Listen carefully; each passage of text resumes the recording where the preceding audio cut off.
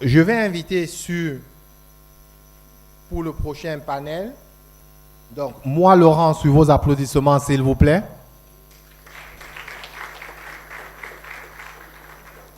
Carole Charles Konaski. Alain Ekambi. Et David Kenfak. Sous vos applaudissements, s'il vous plaît. Et dans ce panel, on va parler de start-up. How African startups are driving AI adoption with minimal resources. Mais on ne saurait parler de ressources sans parler d'argent et de financement qui va avec. C'est pour ça que je vous prie de bien vouloir inviter sur le podium avec moi. S'il vous plaît. Le temps de trouver le nom. Monsieur Paul-Alain Guimbos, sous vos applaudissements, s'il vous plaît.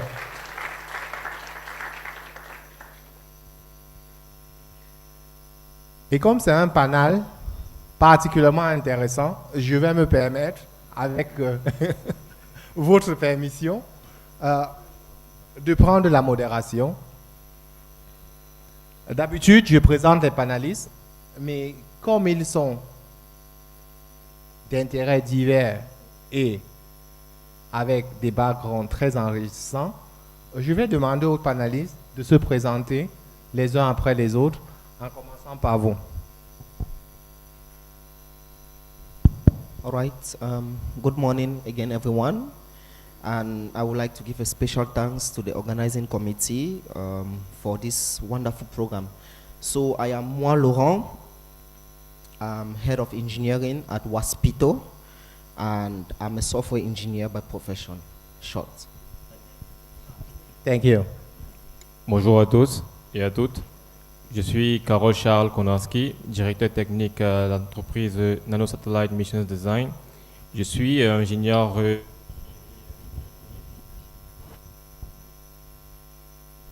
et je suis un passionné de la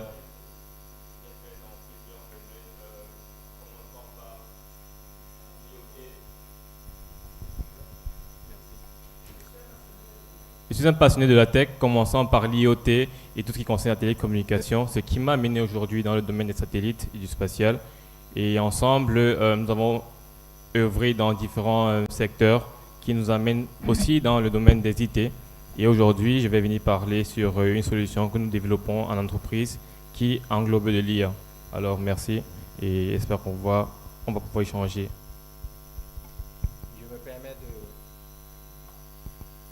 préciser sous votre contrôle quand vous parlez de IoT, c'est Internet of Things, right? Thank you very much. Bonjour à tous, je suis David Kenfak, informaticien et chercheur en intelligence artificielle.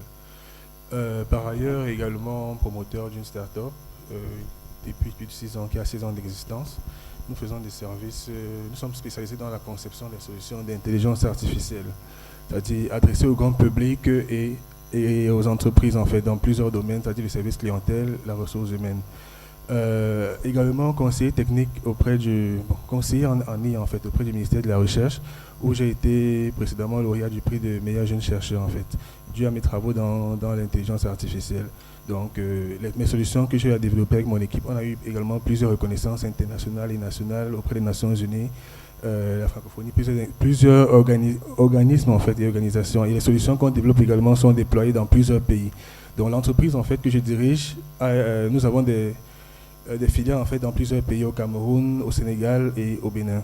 Donc je suis très heureux d'être parmi vous pour partager mon expérience ainsi que les solutions que nous développons. Merci.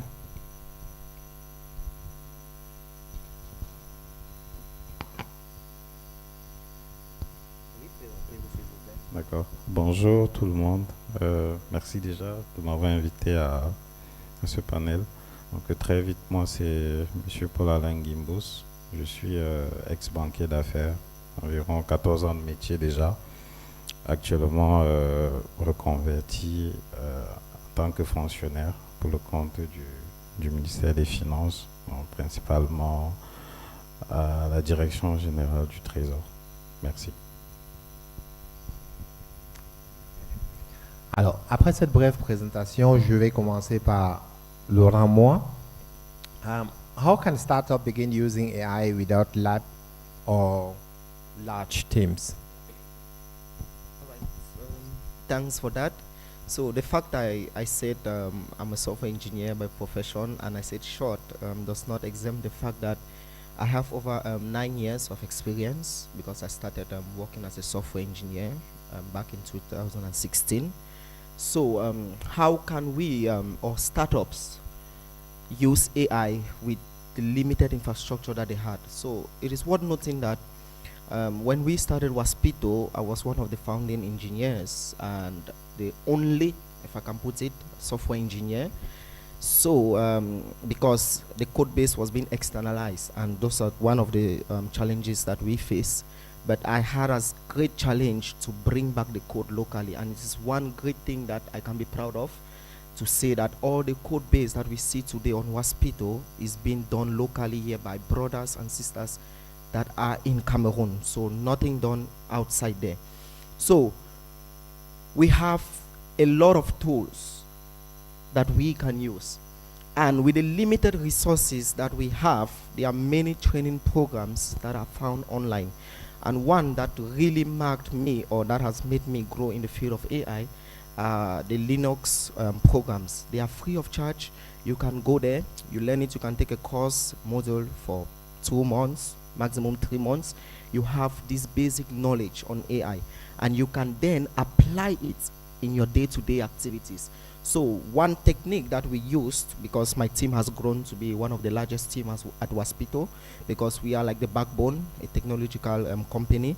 So one of the tactics or tools used or I implemented was that we gave ourselves a fun challenge. Okay, we said we don't just want to run across the buzzwords that AI here, AI this. Let us build a concrete solution. And I spoke yesterday about the WhatsApp solution that we built, and that is released to the public. You can test it out. You can meet me out after this session to test it. So we had a fun project where we gave ourselves, okay, each week we are going to do this. So despite the fact that we were a small team, we were just driven by that motivation to adopt AI in our day-to-day context. So that is how we did to overcome this. Thanks.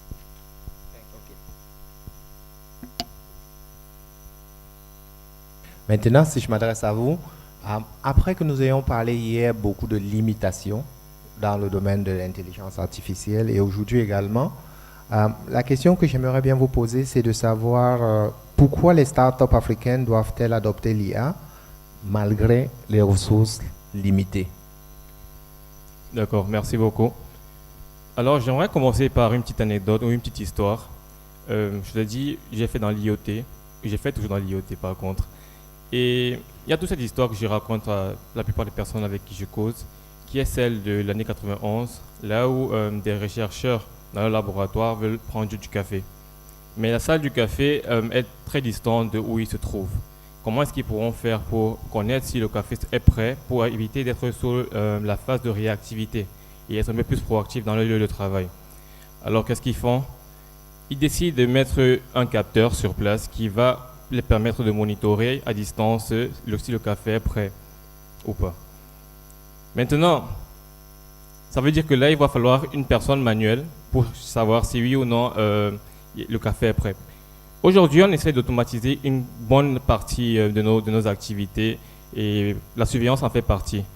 Alors aujourd'hui, l'IA est un outil vraiment faramineux qui nous permet de pouvoir détecter et analyser des situations avec des capteurs même aussi petits que nos téléphones. On n'a pas besoin d'avoir les grosses infrastructures pour pouvoir réaliser des tâches très simples comme la surveillance ou le monitoring. Alors, il est important pour chacun d'entre nous de trouver des solutions à nos petits problèmes à la maison ou au bureau, afin de pouvoir implémenter de l'IA dessus et proposer quelque chose de meilleur pour soi. Merci. Merci pour cette intervention pertinente. En Occident, pendant longtemps, on a cru qu'il fallait uniquement des centres de calcul pour avoir les meilleurs IA. C'est ce qu'on a cru pendant les 2 premières années quand on a mis sur pied ChatGPT. Mais ça n'a duré que jusqu'à ce que DeepSeek arrive et a montré qu'avec peu de moyens, on peut aussi faire quelque chose. Alors, comment est-ce que les Africains peuvent, avec peu de moyens, avancer quand même dans le domaine de l'IA? D'accord, merci pour cette question, parce que là, ça m'interpelle particulièrement, parce que, je peux dire, c'est cette mouvance-là qui nous a animés, en fait, parce que je me rappelle, en fait, en 2022, lorsque ChatGPT est sorti, c'était interdit, c'était pas accessible dans certains pays d'Afrique, parmi lesquels le Cameroun. Tout le monde se tordait le cou pour pouvoir accéder à cela avec des VPN et tout. Et c'est ce qui nous a poussé à faire des solutions alternatives, en fait. Donc, je vais d'abord reprendre la question avant de prendre des cas d'usage, des cas pratiques. En fait, comment l'IA fonctionne? L'IA fonctionne avec un algorithme, en fait, d'apprentissage, avec un réseau de neurones, en fait, des données et des bons serveurs pour pouvoir, en fait, gérer les requêtes. Maintenant, comment DeepSeek, en fait, s'en est servi? Parce qu'il y a eu des procès. Parce que les DeepSeek, en fait, ils ont été intelligents. Bon, là, c'est ce que j'ai eu à lire dans des articles scientifiques, en fait, de certains chercheurs qui ont eu à bosser sur ce projet-là. C'est que, voilà, ils avaient déjà des outils, en fait, des serveurs. Vous savez que la Chine, c'est un grand empire en termes de numérique, en termes de données, en termes de data avec Alibaba et tout, en termes de ressources, en fait, en termes de hardware, vu que tous nos ordinateurs, tous nos téléphones sont fabriqués en Chine, en fait. Bon, je peux dire près de 70% de production mondiale électronique est faite en Chine. Donc, les données, en fait, ils n'ont pas eu à faire le même type d'effort que l'a fait OpenAI ou Google et tout ce qui va avec. C'est vrai qu'ils ont eu à collecter les données auprès des plateformes, mais ils se sont servis également de ce qui existait déjà. Vu que nous sommes à l'aide de l'informatique, en fait, ça sert à quoi? Ça ne sert à rien. Ou alors ça nous perd beaucoup de temps et beaucoup d'argent de toujours vouloir refaire à partir de zéro, en fait. L'idée, c'est que le produit fini soit différent de ce qui existait déjà. Donc voilà, ils ont eu à entraîner, à utiliser des outils existants comme ChatGPT, comme Gemini et tout, à poser près de 300 à 400 000 questions, en fait, à ces outils-là pour avoir du contenu de qualité et aller entraîner, en fait, leur modèle. Donc, et le modèle qui était déjà un modèle open source, en fait. Donc l'idée, en fait, là, ce sont des moyens alternatifs pour ne pas aller recueillir des datasets, en fait, pas triés, datasets, en fait, pas optimisés et aller faire le travail de zéro, en fait. Donc là, c'est pour les startups qui font déjà des solutions dans des cas pratiques. Il faut utiliser ce qui existe déjà. Donc je vais prendre ce cas d'usage, en fait. En 2022, ce qu'on a eu à faire, c'est que voilà, on a pris un modèle existant, déjà un modèle open source. À l'époque, c'était Llama qui était le plus en vue, qui était le plus puissant. Et les données également, c'est que nous, on avait une bibliothèque numérique qui avait plus de 20 000 documents, en fait, qu'on a exploité, qu'on a recueillis en 5 ans. Donc, ce sont ces données-là, en fait, qu'on a pris, et certains qu'on a essayé d'avoir sur Internet, comme Wikipédia, qui est gratuit et tout. Et c'est avec cela qu'on a entraîné notre modèle open source, qui était Llama 2.7 à l'époque, afin de sortir la solution en 2023 qui était une alternative. Ça a été très utilisé jusqu'à ce que OpenAI, en fait, n'ouvre GPT au Cameroun. Donc on a eu du buzz avec ça en début 2023 comme ça, en fait. Et du coup, ça a été utile, en fait, surtout en Afrique de l'Ouest et également ici. Donc ça nous a coûté, je crois, moins de 30 000 $ pour pouvoir avoir cette IA-là, cette alternative-là à une solution qui coûtait des dizaines de milliards de dollars, en fait. Donc je pense que c'est la même approche. Que c'est vrai qu'on n'a pas eu le financement de DeepSeek pour pouvoir faire la communication, on aurait pu être célèbre et tout, mais c'est l'approche similaire que DeepSeek, en fait, ils ont eu à prendre, du genre utiliser ce qui existe, utiliser déjà l'existant et dépenser moins. Et également utiliser la puissance de la Chine, parce que le gouvernement chinois, en fait, est un gouvernement qui porte ces startups, sans toutefois, en fait, indexer un gouvernement quelconque, mais genre, vous avez vu Alibaba, vous avez vu Temu, vous avez vu, en fait, les géants, en fait, de la Chine. Même Byte qui est porté par le gouvernement chinois. Donc du coup, en fait, c'est le même type de... Mais juste que la communication a changé, en fait. Mais n'empêche pas que nous, on a eu notre part de succès. Ça a été vraiment c'est même grâce à ces travaux de recherche-là que j'ai eu en septembre de la même année, en fait, le prix des Nations Unies. On était publié, en fait, à New York. ainsi que voilà, le prix le meilleur chercheur en fait. Donc du coup, c'est un peu l'approche que je conseille aux startups, vraiment d'utiliser l'existant déjà, et ainsi que les données en fait qui sont accessibles en fait. C'est vrai que notre solution n'était pas assez complète comme ChatGPT, mais c'était spécialisé dans les domaines précis, les données qu'on a pu obtenir en fait. Donc voilà en fait ce que je peux apporter par rapport à la question. Ben, merci pour cette intervention très enrichissante. Du coup, ça nous ouvre les yeux sur ce qui est fait. Hein. C'était pas connu. Et là, vous avez dit on a eu un problème de communication. Sinon, l'Afrique aurait pris de l'avance parce qu'à cette époque, en dehors de ChatGPT, avant que DeepSeek arrive, oui, ces modèles n'étaient pas connus. L'AMA était disponible, on pouvait faire bâtir dessus. Mais quel que soit ce qu'on bâtit, en général, ça découle sur une start-up. Et les start-up ont besoin d'argent pour se financer. La question qui se pose, c'est les problèmes de financement des start-up en Afrique et au Cameroun en particulier. Quels sont-ils et comment les aborder? Paul-Alain Gimbus, qu'est-ce que vous en pensez?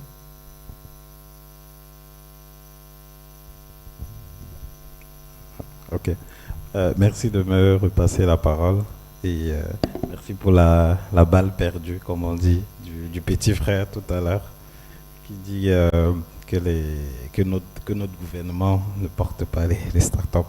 Si je ne me trompe pas, c'est ce que j'ai cru comprendre. Alors, pour aller vraiment dans le vif du sujet, avant de pouvoir répondre à la question de savoir quels sont les problèmes liés au financement des startups, je pense qu'il est important qu'on comprenne déjà notre infrastructure financière, parce que c'est de là où tout part. Alors, on a tendance à dire, et moi aussi, hein, quand j'étais plus jeune, que les banques ne financent pas l'économie, en l'occurrence les startups et les PME. Je l'ai moi-même chanté pendant plusieurs années avant de me rendre compte de l'évidence en étant justement acteur du marché. Alors, en ce qui concerne la CEMAC, ce qu'il faut qu'on comprenne aujourd'hui, c'est que tout part de la nature de l'argent que reçoivent les banques. Les banques aujourd'hui dans la CEMAC ont un problème de mobilisation des ressources longues. Parce que généralement dans le financement des startups et des PME, on a plus besoin des ressources vraiment de longue maturité. Donc un argent que je vais te donner, que je ne viendrai pas réclamer demain à la première heure parce que tu as besoin de grandir. Donc on a déjà ce problème. Et vraiment pour vous donner les chiffres, aujourd'hui dans la CEMAC, le taux de crédit octroyé aux entreprises de manière générale représente 14% de PIB. Et en valeur nominale, on parle d'à peu près 6 000 milliards dans toute la CEMAC. Et dans ces 6 000 milliards-là, 90% de ces 6 milliards sont octroyés aux grandes entreprises. Donc il ne reste que 10% qui concernent les PME, ou du moins les startups, les petites entreprises. Or, on sait très bien que nous avons des économies qui sont plus ou moins portées par le secteur informel. Donc, notamment dans l'informel, pour moi, je mets tout ce qui n'est pas assez structuré, que ce soit les très petites entreprises, les startups et peut-être même les PME. Si je tire la réflexion un peu plus loin, je parle par exemple de... Je pense par exemple des dépôts. Et je pense que je l'ai dit à l'entame de mon propos. Aujourd'hui, par exemple, dans la CEMAC, 80% des dépôts que vous voyez dans les banques sont des dépôts à vue. J'entends quoi par dépôt à vue? C'est vous, moi, qui allez déposer de l'argent dans une banque et vous êtes prêt le lendemain matin à venir retirer. Donc, ce qui laisse une faible marge de transformation pour les banques. Parce que à cet effet, les banques ne pourront pas prendre des engagements de long terme sur les PME et les startups. Et je peux vous rassurer que cela se vérifie même à notre niveau en tant qu'État. Comme je vous ai dit en intro, je suis du Trésor public. On a tendance à nous-mêmes venir se refinancer sur le marché de la CEMAC, principalement de la BEAC. Et je peux vous rassurer aujourd'hui, les volumes des titres qui attire le plus les banques, ce sont les titres vraiment de court terme. On les appelle notamment des bons du trésor assimilables, donc une maturité vraiment maximale de 52 semaines. Donc déjà, pour vous dire qu'il manque de la ressource longue. Donc pour moi, c'est l'un des principaux problèmes de financement des startups. S'il faut vraiment résumer la question de manière financière. Merci. Merci beaucoup pour cette intervention plutôt pertinente et qui clarifie un certain nombre de choses. Parce que, étant donné que beaucoup ne connaissent pas le mode de financement des banques, les dépôts à court terme sont pas de nature à être prêtés, alors que, en fait, pour pouvoir prêter, on a besoin des dépôts qui sont d'autres natures. Mais heureusement, quand on va passer dans les solutions et les voies et moyens pour pallier à ce problème, on pourra en reparler. Lauriama, what are some open source tools and tactics you recommend to other African startups based on your experience on the field? Thank you very much for that question. So I'm first an open source enthusiast. So what that means is anything open source. I hope we all know what open source is in the hall. Do we? All right, just a few hands. Okay. So please, I would like to encourage each and every one here to participate in open source, because these tools are free of charge. So what that means is you can take the code base of someone, customize it to your own needs, and apply it in your context. So some open source tools, I wanted to actually speak about this because it's very important. Our panelists here mentioned Open Olama, which he used a model from it. So that is one that we used. And another that we also use is the OpenAI. So OpenAI has its models that you can go and clone, use it anyhow you want, and also host your own. It is very important to host your own, because there you will actually test it with your data that you have collected and be able to predict or modify it and using other algorithms. So those are the tools. And I earlier mentioned Linux trainings. So I was privileged to be sponsored for a trip on Cloud Native to Hong Kong, right from Cameroon. So please, after this, you can go out and learn about those trainings. We have also Open MRS, which is a tool in the healthcare domain, which I particularly contributed on it since 2016. So these are some of the tools that we use in order to adapt ourselves to build our own solution, because we are mostly in the healthcare domain. And without forgetting the Hugging Face, which is one popular tool that is being rampant right nowadays. So please feel free to go after this, Google on these practical tools and try them out. You can clone them, use them. I don't think you need high processing power to, some tools need high processing power to run them. But for these ones that I've mentioned, you just need a capacity of, I think 8 gig should be okay for you. And your machine should be able to run them and act as a local server for you to be able to test these tools in your own local environment. Thank you. Quand nous entendions les interventions hier, on avait l'impression que la bataille est perdue pour l'Afrique. Mais là, on trouve des interventions de plus en plus encourageantes, dans la mesure où on commence à différencier un tout petit peu. Si on veut rester dans le schéma classique de concurrence, oui, il y a des difficultés. Mais ce que notre panéliste nous dit, c'est que dans le domaine de l'intelligence artificielle, on peut utiliser beaucoup d'outils open source et bâtir sur ces outils, ce qui fait que ça devient beaucoup plus possible de réaliser des choses avec peu de moyens. C'est dans cette lancée que je vous demanderai, Charles Carole, comment avez-vous intégré l'IA dans votre solution malgré les contraintes techniques et budgétaires? D'accord, merci pour la question. Juste pour enrichir un tout petit peu dans le contexte dans lequel nous nous trouvons, quand il s'agit de moi, NMD développe une solution qui s'intitule Witness, qui est une solution pour vidéosurveillance et l'analyse situationnelle.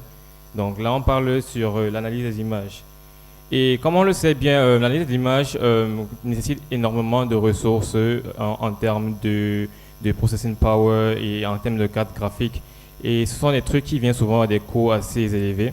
Et il est important de trouver des alternatives pour pouvoir réaliser des solutions qui vont résoudre nos problèmes. Alors, commençons par un terme que j'aime beaucoup, qui est le edge computing. J'espère que vous comprenez ce que c'est. Edge computing, c'est simplement un peu comme vos smartphones qui ont la capacité aujourd'hui de hoster des intelligences artificielles pour pouvoir faire des analyses locales et non sur le cloud. Et avec l'edge computing, je vais vous donner un exemple. Si nous avons une entreprise avec, par exemple, 1000 caméras, qui donne sur 1000 caméras, dont on contrôle le système routier, voilà un bon exemple, et que chaque caméra devrait renvoyer sa source, ou plutôt son feedback, à nos serveurs en cloud ou en local. Oui, en cloud c'est mieux, parce que là il va parler de l'Internet. Et dans notre cas, notre situation comme le Cameroun, l'Internet de bonne qualité vient avec un coût assez élevé, sans oublier l'analyse qu'il va falloir pour traiter les images de 1000 caméras. Ce qui fait que le traitement dans vos services cloud va être énorme pour votre entreprise, en plus une start-up. Alors il serait bien de réfléchir à comment condenser cette solution-ci, afin que le traitement puisse être un peu plus local et la donnée qui est plutôt stockée en termes de base de données soit assez légère possible. Alors ici, on parle de edge computing et on fait aussi du traitement, et pour pouvoir faire du traitement local. Ensuite de cela, traitement local, on parle aussi de l'envoi des données qui vont nécessiter, qui vont permettre à l'utilisateur de la solution de prendre des décisions un peu plus enrichies. Parce que s'il doit commencer à analyser 1000 vidéos, le retour de 1000 vidéos, les années de 1000 vidéos, ça devient compliqué. Mais si on permet à notre IA de comprendre la situation et de dire exactement ce qui se passe. Je vais prendre un cas encore un peu plus pratique.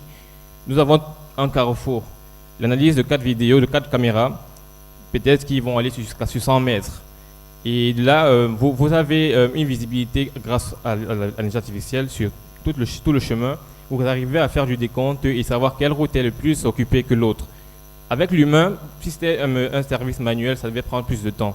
Mais là, quand c'est de l'intelligence artificielle, on vous donne juste l'information clé, c'est-à-dire s'il y a 100 personnes sur 100 voitures, autant pour moi, sur 50 voitures, tu connais à quelle voie tu dois prioriser le passage. Ou encore même, s'il y a une ambulance et tu vois, il y a une route qu'il faut libérer pour que l'ambulance puisse passer, là, l'IA peut te dire que voilà le décompte et c'est à toi de prendre la décision afin de pouvoir permettre à l'ambulance de passer. Donc, c'est vraiment ces petites choses que nous permet l'IA et surtout l'edge computing aujourd'hui. L'envoi des données nécessaires qui ne sont pas assez lourds comme des images, afin que nous, on puisse prendre les décisions. Et c'est comme ça que nous avons décidé de nous aventurer sur le sujet en termes de vidéosurveillance et du monitoring visuel. Merci. Merci beaucoup. Là, nous sommes en plein dans le IoT et avec les applications pratiques, ce qui est de nature à fasciner plus d'un. Vous êtes prestataire de logiciels pour les entreprises, vous fabriquez, vous produisez pour les entreprises. Comment est-ce que dans ce contexte de limitation, vous réussissez quand même à mettre à disposition des entreprises des solutions innovantes et attrayantes? D'accord, merci pour la question. Comment on réussit en fait? Donc déjà, tout dépend de l'approche ainsi que du problème en fait qu'on essaie d'adresser au sein de l'entreprise. Parce que c'est vrai, nous avons une expertise dans l'intégration des solutions, dans la conception des solutions d'intelligence artificielle, de par ce qu'on a eu à faire en 2023 avec toute la notoriété qu'on a eue derrière. C'est vrai, c'était une solution adressée au grand public B2C, mais après cela, il y a eu des besoins que les utilisateurs nous ont adressés et qui nous ont poussé à entrer dans le volet B2B en fait. Donc, en termes de... C'est vrai, après 2023, en 2024, on a encore essayé une nouvelle fonctionnalité pour le grand public qui était juste dans l'analyse de documents. L'idée, en fait, c'est de permettre aux utilisateurs de pouvoir analyser les documents. Ça peut être des contrats. Parce qu'on a eu des personnes qui nous ont approchés en disant, voilà, j'ai été arnaqué, j'ai eu un contrat juridique. En fait, je n'avais pas accès à mon juriste à l'instant T. J'ai dû rapidement lire, j'ai signé et tout. Donc l'idée en fait c'est de fournir en fait une solution pour l'aider à détecter les failles d'un quelconque contrat, résumer des documents assez lourds comme le texte de l'OADA qui fait 5000 pages Et également, le point le plus important pour les industriels également, c'est la traduction des documents, parce qu'il y a des machines qui viennent et que le manuel d'utilisation est peut-être en chinois, vu que ça vient de la Chine, ou en anglais, et c'est pas évident en fait d'adopter cela. Donc on a fait des solutions pareilles pour le grand public en entreprise, mais là c'était pour des utilisateurs. Maintenant, des boîtes nous ont approchés et nous on a décidé de nous spécialiser dans 2 domaines en fait. Le premier domaine, bon, pour un début en tout cas, vu que c'était ça qui est le problème le plus couramment adressé et le plus demandé, c'est au niveau du service clientèle. Parce que nous tous, en fait, dans la salle, nous avons été confrontés à ce problème-là, en fait. C'est déjà, je viens dans une boîte, par exemple, ou alors je veux contacter une boîte à distance, peut-être via le site internet ou via leur page et tout. J'adresse ma requête, après j'ai une réponse après 2 heures de temps, après 2 jours, ou en fait, on ne me répond même pas, en fait. Ou alors, même lorsqu'on me répond mal. Peut-être la personne qui est de l'autre côté n'est pas de bonne humeur, en fait. Nous sommes au Cameroun, en fait. Donc, du coup, on se plaint tous les jours que voilà, on a un service clientèle défectueux et tout, à gauche, à droite et tout. Donc c'est ce problème-là en fait que voilà, les gens nous ont adressés et on a essayé d'apporter une solution. Bon, ce que nous on offre aux entreprises, c'est vraiment des supports clientèle personnalisés en fait. C'est déjà ok, on entraîne une IA en fait par rapport aux données de l'entreprise et on déploie dans ces systèmes. Ça peut être un numéro WhatsApp, ça peut être dans le site internet, ça peut être dans le Messenger ou SMS et tout. De sorte que lorsque vous adressez une requête, directement vous avez une réponse humaine, mais ce n'est pas un humain. Parce que même si vous pouvez adresser une requête à 1h du matin par exemple, vous aurez une réponse à l'instant T pour vous guider en fait. Et pour vous fidéliser en fait à utiliser le produit ou le service de l'entreprise là. On a déjà déployé nos solutions dans tellement d'entreprises, que ce soit au Cameroun et à l'extérieur. Là c'est pour vraiment optimiser le service clientèle. Pour que voilà, lorsque la personne destinée à jouer ce rôle n'est pas disponible ou n'est pas en état de bosser, mais que l'entreprise continue toujours à tourner. Il y a également le deuxième volet qui nous a un peu pincé, un peu touché le cœur en fait. Et moi personnellement en tout cas, j'ai été frappé par cela. Il y a de cela 2 ans, j'étais en charge du recrutement de stagiaires en fait dans ma boîte.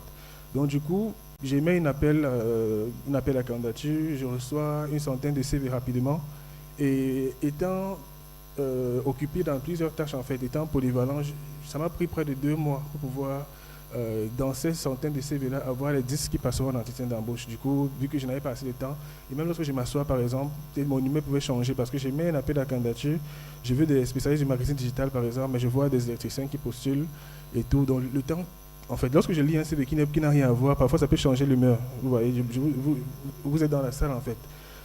Exactement, donc ça peut énerver et tout. Ou alors le temps que je perds et tout, je peux commencer à lire des CV à 8 heures. À partir de 14 heures, je suis déjà fatigué, le marchanceau est coupe, je commence à classer au hasard et tout. C'est ce qu'il y a en entreprise en fait. Donc il y a l'humeur, il y a les discriminations également. Je peux voir un homme qui m'énerve. Donc c'est ce problème-là que les boîtes nous ont adressé. Et on a essayé de répondre à cela en fait, en concevant une solution pour automatiser ce processus de tri d'analyse là en fait. C'est déjà ok pour faire ce premier tri.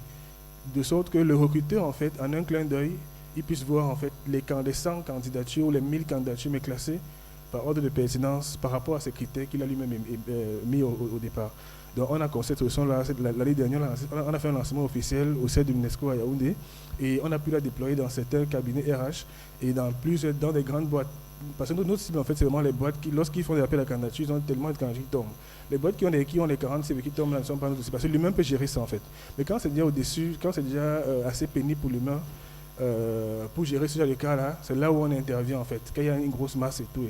Donc, on a déployé cela. C'est vrai, on a eu des critiques, des gens qui avaient peur que voilà, ça allait prendre leur boulot, surtout les spécialistes RH, en fait. J'ai eu à présenter les solutions là en septembre dernier, au siège de GK Mabonanjo, en fait, devant plus de 250 responsables RH et tout. Il y a eu des critiques, il y a eu mais après, ils ont compris que voilà, c'est un outil. C'est un outil, en fait, comme Canva est un outil pour les infographes, pour aller plus vite. C'est pas là pour remplacer, c'est pas là pour prendre de place, c'est là vraiment pour les aider à ne pas perdre le temps pour les laisser mais qui ne sont pas importants, ou à ne pas perdre le temps pour recommencer à faire le travail à zéro. En un clin d'œil directement, j'ai tous les candidats classés par ordre. Maintenant, je peux faire mon choix, je peux aussi vérifier. Est-ce que l'IA, en fait, n'a pas fait un choix hasardeux? Je peux vérifier, avoir l'œil humain, je peux. Donc vraiment, c'est la solution sur laquelle en fait, on s'est démarqué. L'idée, ce n'est pas d'adresser les problèmes qui ne sont pas ici dans l'entreprise, qui ne touchent pas en fait le cœur de l'entreprise. Parce que le personnel, en fait, c'est le cœur de l'entreprise. Parce que s'il y a un mauvais personnel, en fait, qui est là, ça impacte sur le chiffre d'affaires. Donc l'idée, vraiment, c'est trouver un moyen d'avoir les meilleurs talents en peu de temps que de passer le temps à chaque temps renouveler le personnel. Je recrute, après je vis parce qu'il n'est pas performant, après je recrute. Ça a un impact sur le chiffre d'affaires en fait. Donc du coup, c'est dans cette mouvance-là qu'on a pu jusqu'à présent se démarquer avec nos solutions par rapport aux concurrents qui sont américains et tout, pour des entreprises locales, parce qu'on est local, on est contextualisé et on a un service après-vente qui est rapide en fait et qui peut facilement se mouvoir. Donc, voilà. Merci beaucoup pour cette réponse. Donc, on a là l'IA qui n'est pas que conceptuelle, on a l'IA qui n'est pas que générale, mais l'IA qui répond aussi à nos besoins spécifiques, aux besoins de nos entreprises. Et heureusement, nous avons des spécialistes, des professionnels RH dans la salle. C'est l'occasion pour vous d'échanger encore en profondeur là-dessus. Si nous revenons aux finances, dans l'écosystème AI, quand on parle de start-up, en général, on regarde les financements privés. C'est les banques, c'est les fonds d'investissement, c'est des angel investors.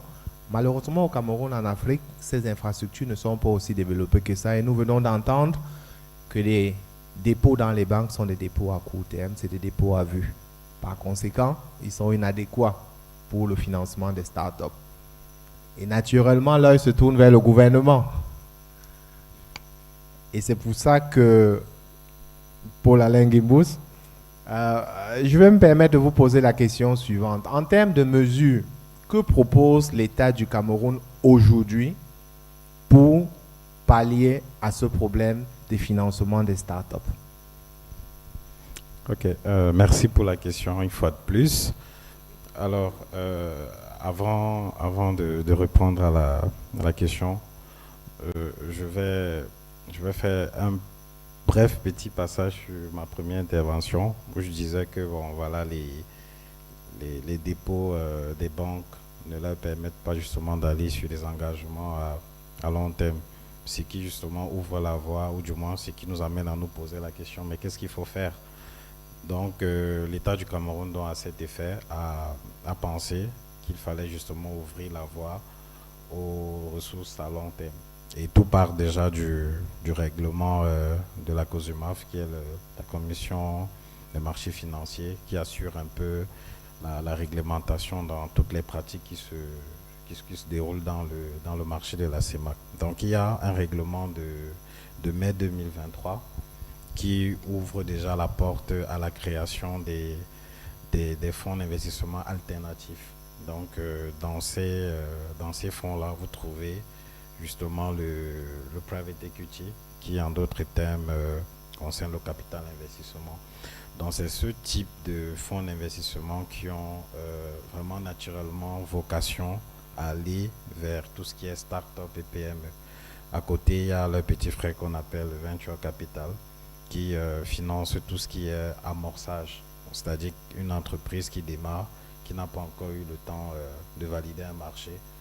Qu'est-ce qu'il faut, du moins quel est le mécanisme de financement approprié pour pouvoir permettre le passage de l'idée au projet. C'est ça généralement qu'on appelle Venture Capital.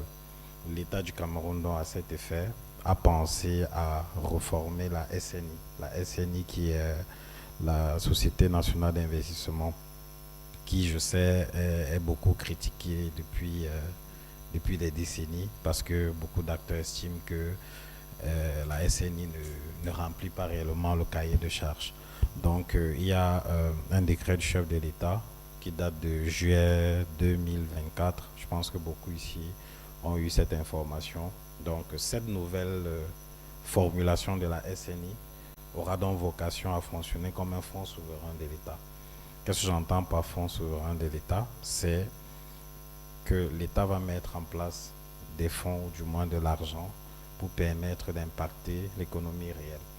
Et dans les futurs métiers de la SNI, justement, on trouve ce que je venais d'évoquer, le capital d'investissement. Donc il y aura une filiale capital investissement à la SNI qui pourra donc très prochainement prendre des engagements sur des startups et des PME, soit à 100% ou bien en cofinancement, tout en encourageant donc justement l'entrée des fonds de private equity qui existent un peu partout dans le monde. Parce que s'il faut le rappeler aujourd'hui, en Afrique subsaharienne, les investissements en private equity représentent à peu près 6,3 milliards de dollars. Mais dans ce chiffre-là, l'Afrique francophone est vraiment marginalisée. Parce que la plupart du temps, ce sont des start-up, du moins des PME qui sont basées, que ce soit en Afrique de l'Ouest, en Afrique du Nord. Mais on ne trouve pas réellement les start-up de l'Afrique centrale. Donc c'est une réforme qui va venir plus ou moins dynamiser l'économie réelle. Et par expérience, j'ai eu, quand je vous disais tout à l'heure que j'ai 14 ans de métier, j'ai passé 10 ans dans le private equity. Donc j'ai servi Actis qui est un fonds d'investissement qui a une filiale justement private equity. Donc j'ai eu l'occasion et l'opportunité de travailler avec beaucoup de startups. Alors vous vous posez la question, comment ça fonctionne le private equity concrètement, c'est-à-dire aujourd'hui, comment la SNI dont j'ai parlé pourra permettre d'atteindre cet objectif et permettre justement aux startups du Cameroun ou du moins même de l'Afrique centrale de pouvoir s'épanouir. Ce qu'il faut comprendre, c'est que la pratique d'un fonds de private equity est complètement différente d'un fonds classique ou du moins d'une banque. J'ai dit tout à l'heure que la banque commerciale a vocation vraiment à collecter les dépôts et à octroyer des crédits. Ça, c'est son métier.